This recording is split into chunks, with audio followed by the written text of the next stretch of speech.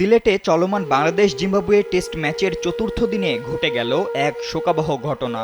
খেলা চলাকালেই মৃত্যুবরণ করেছেন বাংলাদেশ ক্রিকেট বোর্ডের নিরাপত্তা সমন্বয়ক মোহাম্মদ ইকরাম চৌধুরী।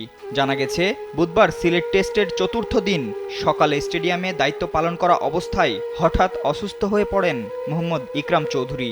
এরপর পার্শ্ববর্তী আল হারামাইন হাসপাতালে নেওয়া হলে সেখানেই শেষ নিঃশ্বাস ত্যাগ করেন তিনি। পারিবারিক সূত্রে জানা গেছে, হার্ট অ্যাটাকে আক্রান্ত হয়েছিলেন ইকরাম চৌধুরী। 2009 সাল থেকে বিসিবির সঙ্গে যুক্ত ছিলেন ইকরাম। 2014 সাল থেকে সিলেট আন্তর্জাতিক ক্রিকেট স্টেডিয়ামে সিকিউরিটি লিয়াজো অফিসারের দায়িত্ব পালন করছিলেন। ওয়ালটন আবারও মিলিয়নিয়ার অফারে ওয়ালটন ফ্রিজ কিনে আপনিও হয়ে যেতে পারেন মিলিয়নিয়ার। নিজের কর্তব্যে অত্যন্ত নিষ্ঠাবান এই কর্মকর্তার মৃত্যুতে সিলেটের ক্রীড়া মহলে নেমে এসেছে শোকের ছায়া।